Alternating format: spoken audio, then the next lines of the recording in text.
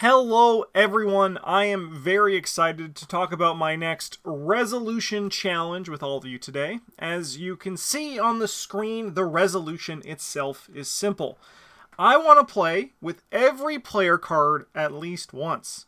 Now, what the heck does that mean? Let's get into it. My goal is to play every player card in a deck at least once this year and either see that card in play if it is an asset, play that card from my hand if it is an event, or commit that card to a skill test if it's, well, a skill card. You know, that's easy. Obviously, I would love to ensure that I use every card to its full potential, but I have to make some considerations for the way the XP system works in this game and the nature of how you may or may not draw cards in a card game. So, for example, if I draw Flute of the Outer Gods, play Flute of the Outer Gods with some curse tokens, and then only use it once, that still counts as the card being played for the year. Nice and simple, just to keep it, just to make sure that I can, have some ground rules for this. Some cards are going to be pretty easy to play throughout the year. Permanent assets, for example, they count as being played the second I put them in the deck. That's nice and easy, easy peasy lemon squeezy. Staples, like Deduction, Deny Existence, Unlucky, are going to be easy to play. However, I can already foretell the problem that comes with these staples is that when we get closer to the end of 2023, the cards, while good, are going to take up slots in my deck that could be otherwise used for cards I haven't played yet.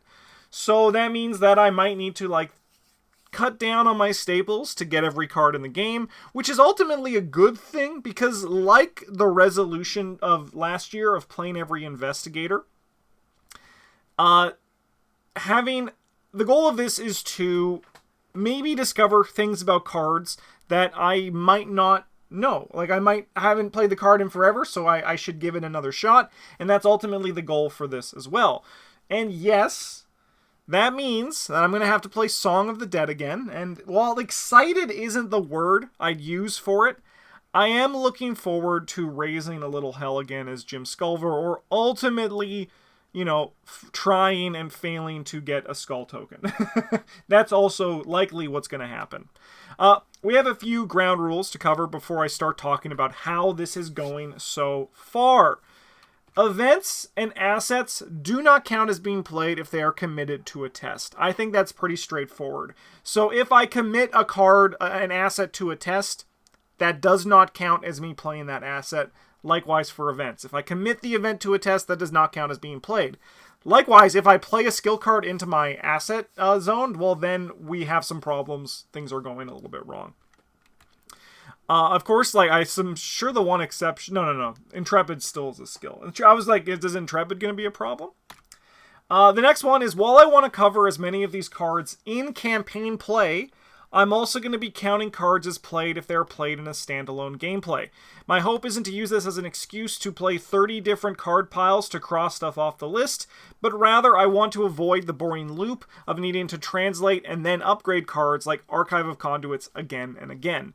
So, while I'm not looking at this as an excuse to, basically just run cross cards off the list, I don't want to translate cards over and over and over again. And likewise, if I'm just playing around with Travis and Bryn, I'm still playing the card, so I'm going to count that for my resolution. Just so we all know. And I think that's it for the rules, but a few other things. I'm sure if stuff is going to come up during the year, I'll throw them here. And no, before anyone asks, I'm not counting investigators as player cards. Even though maybe in the rules they kind of are. I'm talking about the cards that go into your deck. The investigators, they had their time in the sun, and like last year, the 2023 resolution only counts each card that was released at the start of 2023. So new expansions are not included in this. So when the new expansion comes out at the end of 2023, assuming that's going to happen, I'm not counting that as part of my progress for this. While I will still be playing those cards when they come out because new cards are certainly exciting, I'm still going to be looking at finishing off the resolution with the cards that I've started with at the start of the year. pretty much exactly what happened last year when the Scarlet Keys Investigators came out. Instead of the new cards and new investigators slowing me down, I used the new cards to fuel more excitement for the investigators I needed to finish. So, those are the rules. How is it going so far? I think it's going fine. Funnily enough, I think that this resolution will be easier to play than the Play All Investigator resolution because I have a forced amount of variety ahead of me. I need to play everything. I need to play every card. So I'll be looking at exploring every archetype that the game can offer and probably playing a few stinkers in the process. So, like, this might be some major hopium on my part. I'm only 1 month into the year in the challenge and so far, and right now I'm literally at the easiest point. Pretty much every card I play crosses something off the list, so I'm in that feedback loop, which is just positive reinforcement, and we'll see how I'm feeling when August rolls around. But, I mean, I don't know why I think this one's going to be easier. Maybe because, like, when I play a campaign, I cross off a bunch of cards as opposed to just, like, one card, so, like, the progress just feels like it's going quicker, but in reality, it might just be going slower? I don't know. It's hard for me to say, but in my gut and my heart of hearts and my brain, my little monkey brain that, like, you know, likes positive reinforcement, right now I think it's very doable, but as I'm going to be updating this, let's get to the stats. As of today, January 28th, I'm 14.43% through the challenge. I've played 143 cards. You can see on the numbers here, there they are. The Guardian has received the least love and Mystic is closest to it. This is a problem. I mean, it should be no surprise, but I should get moving so I don't need to play a bunch of Mystic decks in a 3-month rush. That sounds like hell. So we're going to see some Mystic cards that are going to be decks that are going to kind of be exploring the card pool. Because there's... my numbers on this, I assume, are not wrong. I did go through ArkhamDB, every card, every class by color. I was a little bit perplexed that some classes actually have more cards than other classes. That kind of threw me for a loop. But yeah, so like I said, this is literally the easiest time to make progress. So I'm curious to see how these numbers look when I check in again in February. But right now, like, if you go by the progress through the year and the progress of the card pool, I am ahead of the month of the year versus the progress in the card pool. So that is good.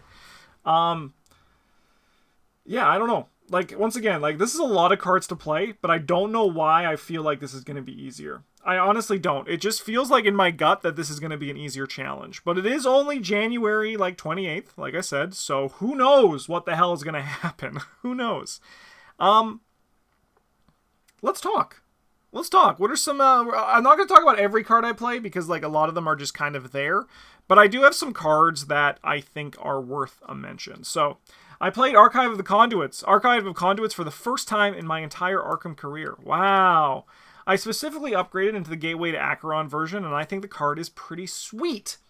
As I knew from the Prophesy Profana, cross-board movement for any player is a really strong effect. And while I still think the hoops to jump through is slightly annoying, the power this card brings is ultimately worth it on big maps and for maps with key locations. Yeah, like, I think the card's sweet. I hate the idea of upgrading it, finding a 1-of in your deck, and then it suddenly becomes harder to find.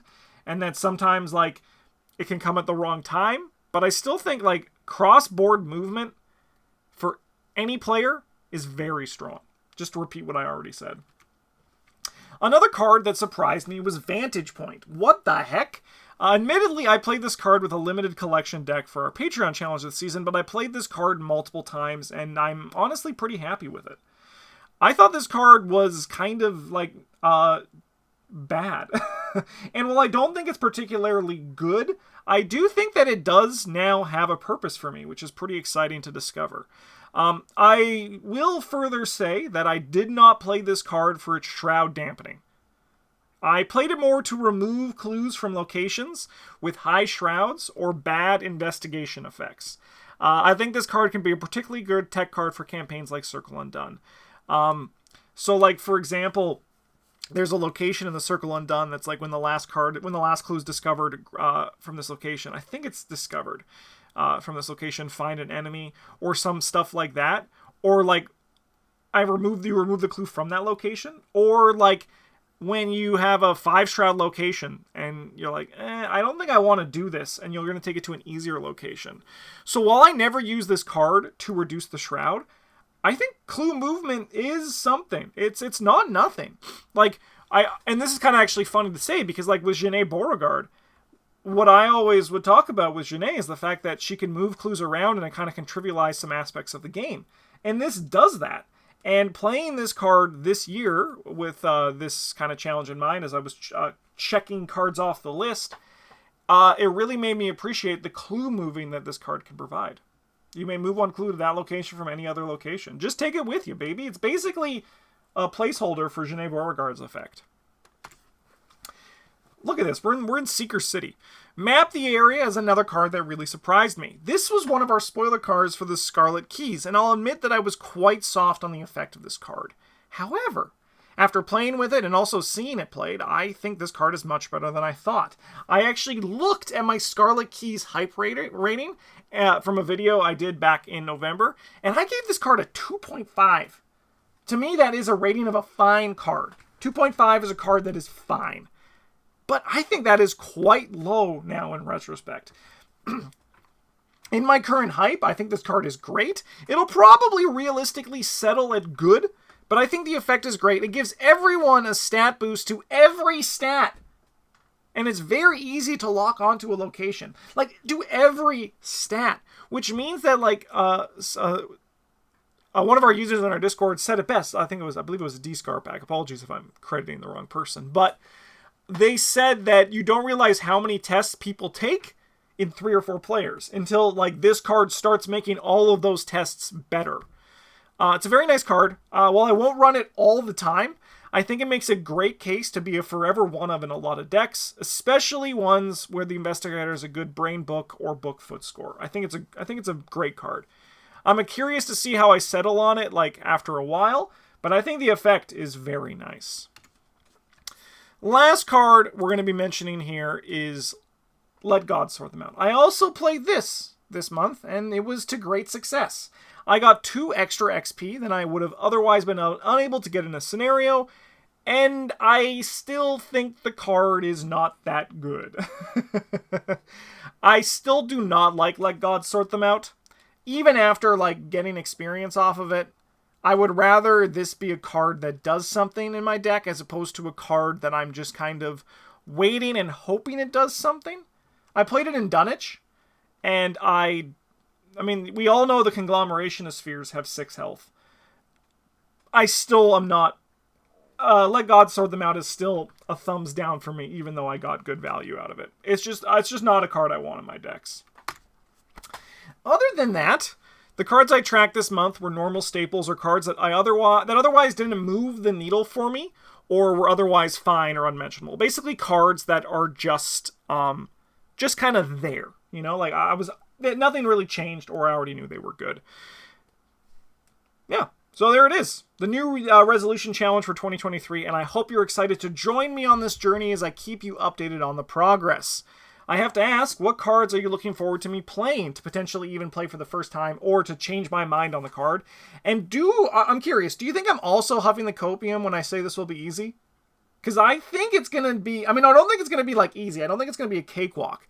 But am I crazy for thinking that this is going to be easier than the Play All Investigator Challenge? Let me know in the comments down below. But otherwise, thank you so much for watching. If you want to support the channel, you can do so by liking, subscribing, commenting, or joining our Patreon. And that's it for today. That's it for today's video.